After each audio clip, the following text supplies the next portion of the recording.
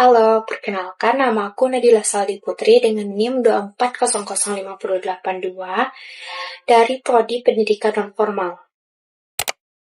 Halo semua, perkenalkan nama saya Suci Maharani dengan NIM 250531185 berasal dari Prodi Pendidikan Ekonomi. Halo semuanya, perkenalkan nama saya Saskia Hanifa dengan NIM 250066226 dari Prodi Bimbingan dan Konseling. Halo rekan-rekan semuanya, perkenalkan nama saya Vanessa Rahmiliarti dengan NIM 2400510 dari Prodi Pendidikan Nonformal. Halo semuanya, perkenalkan nama saya Dian Rahmatiah dengan NIM 2500681 dari Prodi Bimbingan dan Konseling.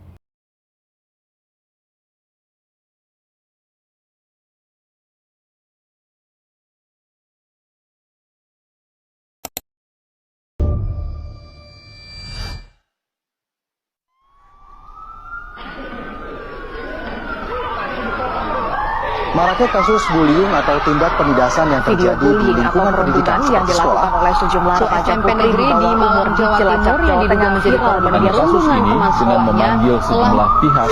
Bullying merupakan ekspresi menyimpang pada anak dalam upaya pencarian jati diri, peran pendidikan di keluarga dan sekolah sangat diperlukan sebagai penyeimbang.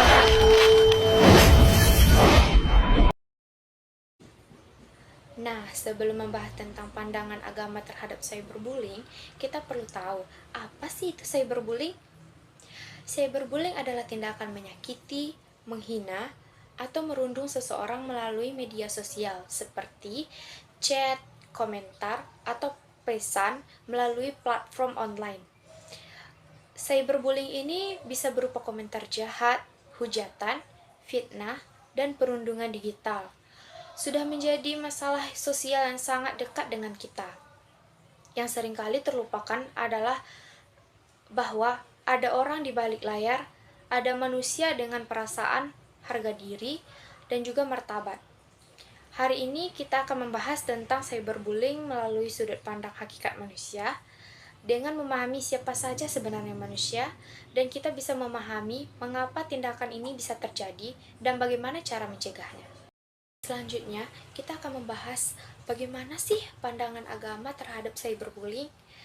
Dalam pandangan agama, khususnya agama Islam, manusia tidak hanya dipandang sebagai makhluk biologis, tetapi sebagai makhluk yang memiliki dimensi spiritual, tanggung jawab, moral, serta hubungan khusus dengan Tuhan, dan juga memiliki moral dan dengan sesama manusia. Untuk itu, sebagai makhluk yang religius, manusia diperintahkan menjaga tutur kata, baik secara langsung maupun secara media sosial. Sekarang, banyak kejahatan yang juga bisa terjadi di media sosial, seperti contohnya cyberbullying. Kita bisa melihat cyberbullying dari sudut pandang agama, khususnya dalam Islam, sebenarnya sangat jelas bahwa perilaku cyberbullying tersebut dilarang.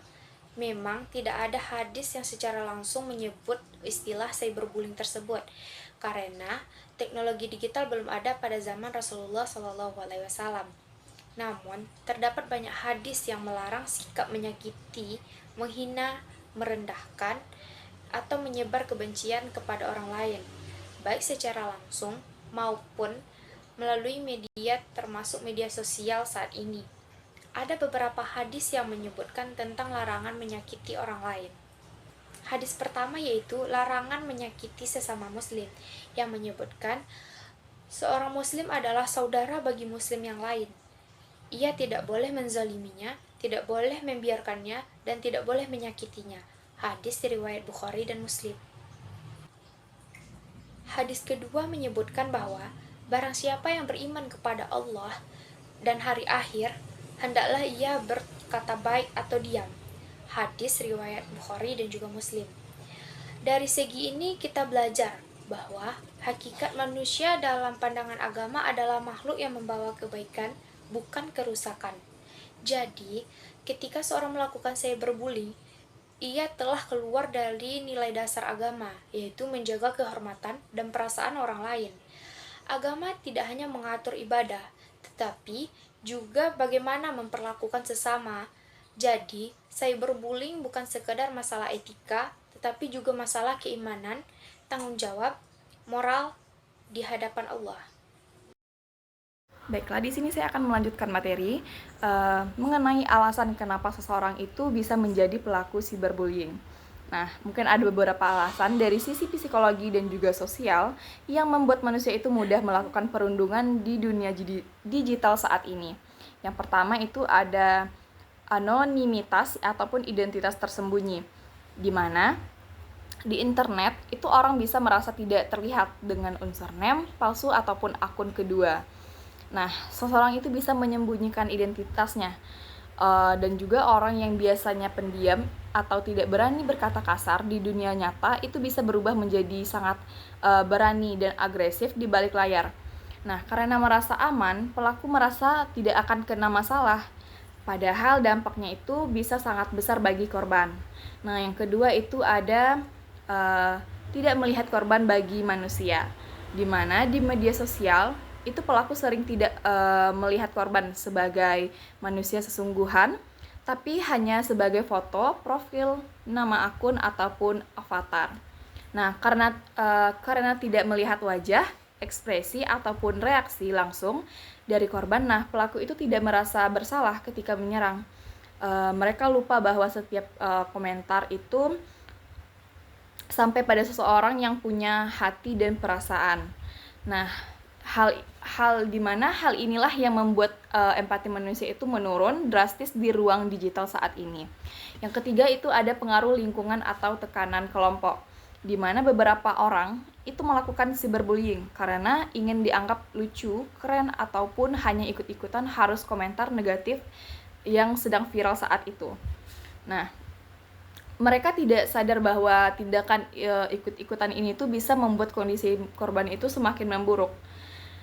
Yang keempat itu ada kurangnya empati dan rendahnya pendidikan digital saat sekarang ini.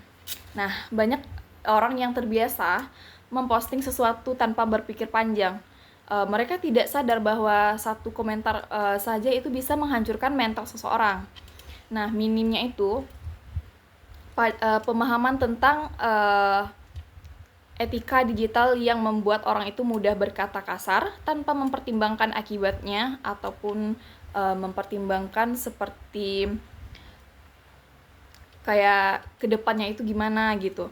Nah, pada akhirnya dapat disimpulkan dari penjelasan ini bahwasannya kita itu bisa dilihat bahwa pelaku mungkin merasa sedang berencana, tapi korban bisa merasakan beban emosi yang sangat berat. Nah, jadi cyberbullying ini bukan hanya terjadi karena niat jahat saja, tetapi juga karena banyak faktor yang membuat manusia tidak sadar akan tindakan yang dia lakukan. Baiklah, sekian yang dapat saya jelaskan. Saya kembalikan kepada moderator. Kalau kita kembali melihat hakikat manusia, secara hakikat, manusia adalah makhluk yang memiliki akal, budi pekerti, dan tanggung jawab. Di dunia digital, semua itu seharusnya tetap digunakan sebagai dasar etika. Etika berinteraksi tidak hilang hanya karena kita berada di balik layar. Ada beberapa hal yang seharusnya menjadi pedoman manusia saat berinteraksi di dunia sosial. Pertama, menggunakan akal sehat. Sebelum berbicara, berkomentar, atau memposting sesuatu, manusia perlu berpikir terlebih dahulu. Pertanyaan-pertanyaan sederhana seperti, apakah kata-kata ini menyakiti? Apakah ini bermanfaat? Atau justru merusak? Akal sehat membantu kita menahan diri dari tindakan negatif dan memilih kata-kata yang lebih bijak. Kedua, menjaga kehormatan orang lain. Hakikat manusia menuntut kita memperlakukan sesama dengan martabat. Setiap orang, baik di dunia nyata maupun digital, memiliki harga diri. Ketika kita menghina, mempermalukan, atau mengolok seseorang di media sosial, kita sebenarnya sedang merendahkan kemanusiaan mereka. Padahal, nilai moral mengajarkan bahwa manusia harus dihormati, bukan dijadikan objek hinaan. Ketiga, memiliki empati digital. Empati digital berarti kita sadar bahwa di setiap akun ada manusia sungguhan dengan perasaan yang bisa terluka. Hanya karena kita tidak melihat air mata, bukan berarti korban tidak merasakan sakit. Empati inilah yang mencegah kita untuk ikut menyebarkan komentar negatif atau candaan yang sebenarnya menyakitkan. Keempat, tanggung jawab moral. Setiap postingan meninggalkan jejak digital dan jejak itu akan tetap ada meski kita menghapusnya. Artinya, apapun yang kita bagikan, tuliskan, atau komentari memiliki dampak dan akan dimintai pertanggungjawaban, baik di hadapan hukum, sosial, maupun moral. Kesadaran ini seharusnya membuat manusia lebih berhati-hati sebelum menekan tombol kirim. Jadi, ketika manusia berinteraksi secara etis di dunia digital, itu berarti ia menggunakan akal, moral, dan nuraninya sebagaimana mestinya. Sebaliknya, cyberbullying menunjukkan bahwa etika manusia sedang hilang dan digantikan oleh impuls, ego, dan ketidaksadaran.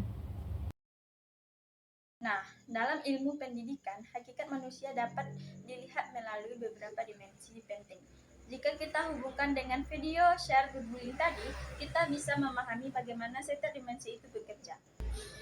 Dimensi pertama yaitu dimensi individualis. Manusia diberikan kebebasan untuk berpikir dan bertindak, tetapi kebebasan itu harus disertai tanggung jawab. Pada kasus cyberbullying, pelaku menggunakan kebebasan individunya secara keliru. Mereka berkomentar semaunya tanpa mempertimbangkan dampaknya bagi orang lain. Padahal kebebasan pribadi tidak boleh menyakiti. Yang kedua, dimensi sosialis. Sebagai makhluk sosial, manusia membutuhkan hubungan yang baik dengan lingkungannya sekitar, termasuk di dunia digital. Cyberbullying merusak hubungan tersebut, seperti korban menjadi malu, tertekan, atau menarik diri. Lingkungan sosial yang seharusnya aman justru merubah menjadi ruangan yang menakutkan. Ketiga, dimensi kesusilaan. Dimensi ini berkaitan dengan hati nurani manusia. Hati nurani selalu mengingatkan kita untuk tidak menyakiti dan menghargai orang lain. Ketika seseorang melakukan cyberbullying, itu berarti ia mengabaikan nilai moralnya sendiri. Ia memilih mengikuti emosi dan keinginan sesaat dibandingkan mempertimbangkan kebaikan. Keempat, dimensi keberagamaan. Agama mengajarkan kebaikan, adab, seperti larangan menyakiti sesama.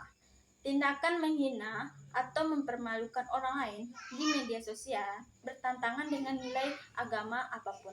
Jika seseorang memegang nilai spiritual, ia pasti lebih berhati-hati dalam mengikuti kata-kata.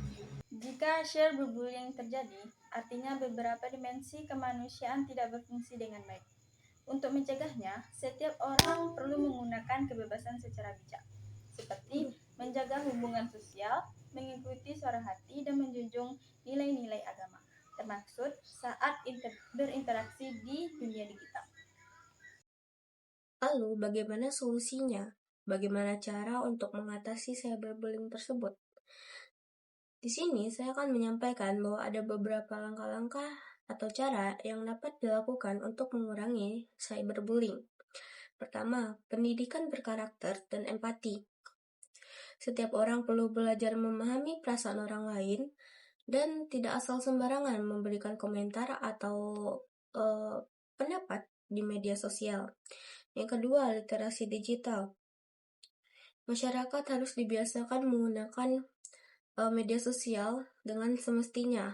Mereka harus mampu beretika dan memilah atau memilih hal mana yang dapat mereka sampaikan. Yang ketiga adalah berani melapor. Jika kalian adalah salah satu korban bullying, baik di media sosial maupun secara langsung, kalian harus berani melaporkan hal tersebut. Hal itu juga berguna untuk mencegah hal sama terjadi pada orang lain dan terjadi pada diri kalian sendiri. Yang keempat, membangun budaya saling mendukung. Ketika seseorang dirundung, kita harus membelanya. Kita tidak boleh ikut-ikutan atau malah memperkeruh suasana. Yang kelima adalah regulasi yang tegas. Intuisi seperti di sekolah, kampus, maupun platform media sosial perlu aturan yang jelas dan berlaku legal sehingga pelaku bisa ditindak tegas dengan adanya hukuman atau lain sebagainya. Keenam, menggunakan media sosial secara positif. Gunakan media sosial sebagaimana mestinya, menyampaikan pesan yang seharusnya, dan saling membantu sesama kita. Jika semua langkah ini dijalankan, kita dapat membangun lingkungan digital yang lebih sehat, di mana mencerminkan hakikat manusia sebagai makhluk hidup yang beradab, bermoral, dan saling menghargai. Cyberbullying bukan hanya masalah teknologi, tetapi masalah kemanusiaan. Hakikat manusia adalah makhluk yang berakal, bermoral, dan memiliki hati nurani. Jika kita benar-benar menjalankan 3 hal itu, maka dunia digital akan menjadi ruang yang beradab. Semua orang akan bebas untuk menjalankan aktivitasnya, bebas berekspresi di dunia digital tanpa perlu takut untuk dirundung atau diberi ancaman, dibully, atau lain sebagainya. Karena masa depan dunia digital bergantung pada bagaimana kita menjaga nilai kemanusiaan di dalam dunia tersebut. Baiklah, hanya itu penyampaian dari kelompok kami mengenai pandangan hakikat manusia terhadap cyberbullying. Semoga kita dapat mengambil pelajaran bahwa apapun hal yang melibatkan perasaan atau menyakiti seseorang itu bukanlah hal yang baik. Terima kasih.